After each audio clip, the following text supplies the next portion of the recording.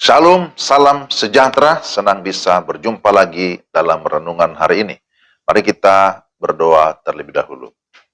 Ya Tuhan, kami siap mendengarkan firman-Mu, kami mohon pimpinan Roh Kudus, sehingga kami dapat memahami firman-Mu dengan baik. Dalam nama Tuhan Yesus. Amin.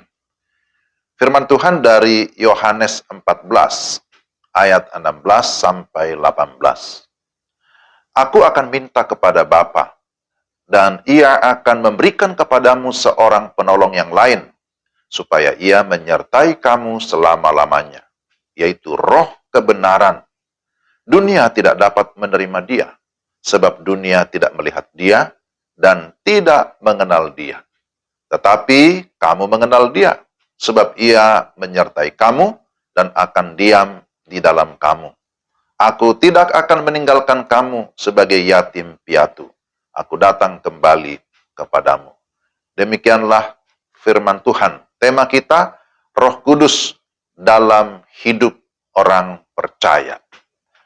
Saudara-saudara yang dikasihi Tuhan, kita baru saja memperingati hari yang sangat bersejarah, yang sangat penting di dalam kekristenan. Itulah hari Pentakosta, hari pencurahan Roh Kudus yang kemarin Minggu kita rayakan bersama-sama.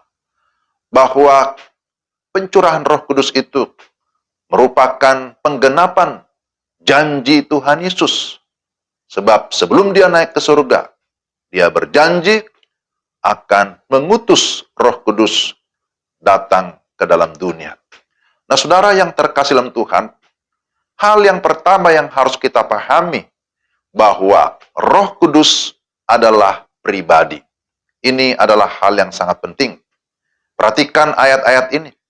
Yesus berkata, aku akan minta kepada Bapa, dan ia akan memberikan kepadamu seorang penolong yang lain, supaya ia menyertai kamu selama-lamanya, yaitu Roh kebenaran. Dari ayat ini kita bisa memahami dengan mudah bahwa Roh Kudus yang dijanjikan itu bukan hanya sebatas kuasa, tapi bicara tentang pribadi yang hidup. Di sini disebutkan seorang penolong yang lain, supaya ia, kemudian diulang-ulang lagi, dunia tidak dapat menerima dia, sebab dunia tidak melihat dia dan tidak mengenal dia. Jadi kata dia, ia, ini menunjukkan bahwa Roh Kudus adalah satu pribadi. Seorang teolog bernama Tony Evans berkata bahwa salah satu kesalahan besar bagi banyak orang adalah pemahaman tentang Roh Kudus yang menganggap bahwa Roh Kudus itu hanya sebagai kuasa, bukan sebagai pribadi. Padahal jelas ada banyak ayat Alkitab menyatakan bahwa sebagai pribadi, Roh Kudus itu memiliki pengetahuan ataupun pikiran. Dia memiliki perasaan, tapi juga memiliki kehendak. Jadi, saudara-saudara yang terkasih dalam Tuhan, ingatlah bahwa Roh Kudus adalah pribadi yang hidup, yang bisa kita kenali, karena memang dia memperkenalkan dirinya. Tapi yang kedua, bahwa Roh Kudus bukan hanya pribadi biasa, yang sejajar dengan manusia, tetapi dia adalah Allah. Jadi Roh Kudus adalah Allah. Dikatakan, aku akan minta kepada Bapa, dan ia akan memberikan kepadamu seorang penolong yang lain, supaya ia menyertai kamu selamanya, yaitu Roh kebenaran.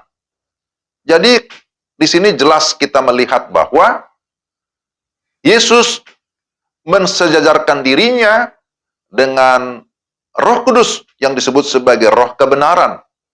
Itu menunjukkan bahwa baik Yesus, Bapa, dan Roh Kudus yang disebut sebagai Roh kebenaran adalah satu esensi keilahian, satu kesatuan kealahan. Roh Kudus adalah pribadi ketiga dari Allah Tritunggal. Jadi, kita ketika mendengarkan pertanyaan, siapakah Roh Kudus? Jawaban kita harus tegas. Dia adalah Allah. Roh Kudus adalah pribadi Allah. Dia adalah pribadi dari Allah Tritunggal. Jadi, saudara-saudara, Alkitab memberikan kita penegasan tentang Roh Kudus adalah Allah. Kemudian, bahwa Roh Kudus yang adalah Allah, dia berdiam di dalam kita. Berdiam di dalam diri orang-orang percaya. Sekali lagi kita perhatikan, ayat ini begitu penting.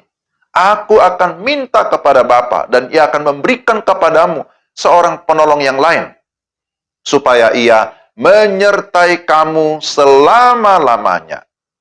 Lalu diulang lagi di ayat berikutnya. Sebab ia menyertai kamu dan akan diam di dalam kamu. Aku tidak akan meninggalkan kamu sebagai yatim piatu. Jadi, saudara, jelas di sini ditegaskan bahwa Roh Kudus yang sudah dicurahkan itu berdiam di dalam diri, di dalam hati, di dalam kehidupan orang-orang yang percaya kepadanya. Rasul Paulus di dalam 1 Korintus 6 ayat 19 sampai 20 menyatakan, tidak tahukah kamu bahwa tubuhmu adalah bait Roh Kudus yang diam di dalam kamu, Roh Kudus yang kamu peroleh dari Allah, dan bahwa kamu bukan milik kamu sendiri, sebab kamu telah dibeli dan harganya telah lunas dibayar. Karena itu muliakanlah Allah dengan tubuhmu. Ayat ini memberikan kita sebuah penegasan bahwa Roh Kudus itu berdiam di dalam kamu, berdiam di dalam kita. Tubuh kita disebut sebagai bait Allah Roh Kudus. Jadi sekali lagi, renungan firman Tuhan hari ini mau memberikan penegasan. Pertama, Roh Kudus adalah pribadi.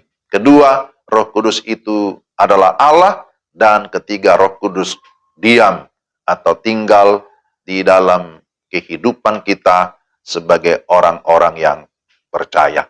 Ini adalah kebenaran dasar yang bersifat mutlak yang harus kita pahami. Tuhan menolong kita untuk bisa mengerti dan juga melakukan firman di dalam hidup kita. Mari kita berdoa. Tuhan, terima kasih untuk firman hari ini yang memberikan penegasan kepada kami tentang Roh Kudus. Bahwa Roh Kudus itu adalah Allah yang berdiam di dalam kami, tapi juga yang terus berkuasa untuk terus memimpin seluruh kehidupan kami untuk mengikuti apa yang menjadi maksud dan tujuan Allah di dalam kehidupan kami. Terima kasih Tuhan, terpujilah Engkau dalam nama Tuhan Yesus. Amin. Demikian renungan kita. Tuhan memberkati saudara-saudara sekalian. Salam.